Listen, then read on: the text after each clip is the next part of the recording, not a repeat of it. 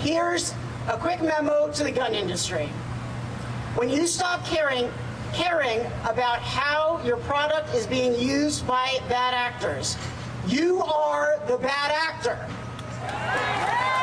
It is time to end gun industry immunity in Maryland this year. Well, Moms Demand Action held its annual rally in Annapolis to demand legislators pass tougher gun laws, as you heard from some of the delegates. Also, Governor Wes Moore also speaking in support of the organization. This year's focus was on two bills in particular.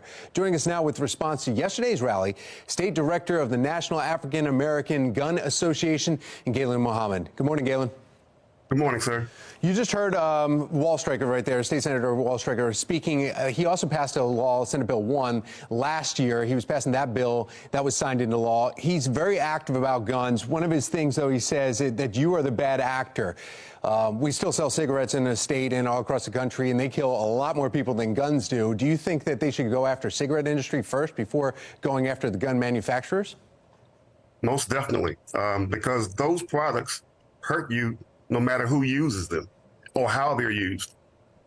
So when you hear about this, and you also hear about the Center for Firearm Violence Prevention and Intervention, that bill, plus we have the Gun Industry Accountability Act, those are the two that were really stressed repeatedly yesterday. What was your first response? Well, first of all, the term firearm violence is a misnomer, number one. Of all the guns that I have, none of mine are violent. I mean, they're at home, they're safe, they're locked away. So they're not violent. It's the people who are violent. I say hold the people accountable for the violence that they commit with whatever tool that they use, whether it be a gun, a knife, a car, it doesn't matter. Hold the person accountable for their bad actions. A lot of the delegates are saying that we've seen a change. There's been a shift over the last 10 to 15 to 20 years where we've seen people start using guns for more things. They're laundering the guns. They're bringing them in illegally. They're stealing guns from other people, and that it's the gun manufacturers. If they keep producing these and keep selling them at large quantities, that's the issue. That's the reason why we have so many guns and so much violence, especially among youth. Again, it's the person.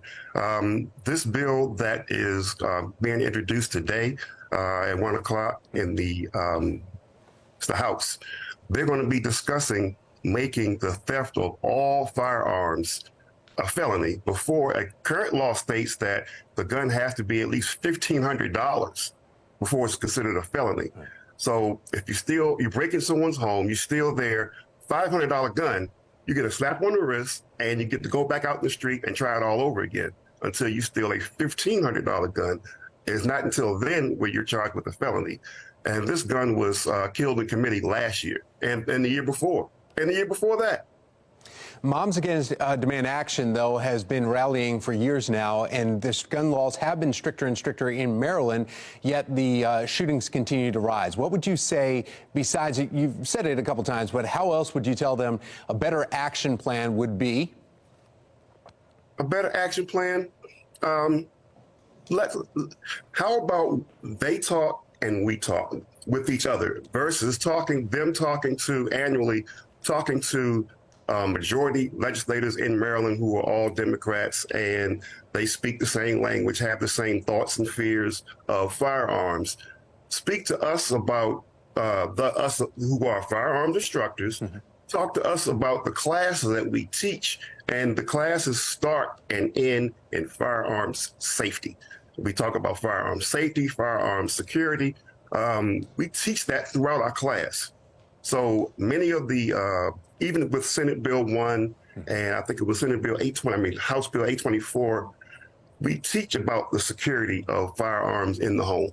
So why don't we get together and talk? That's my suggestion. Galen Muhammad, thank you so much for your time. We appreciate it. Thank you.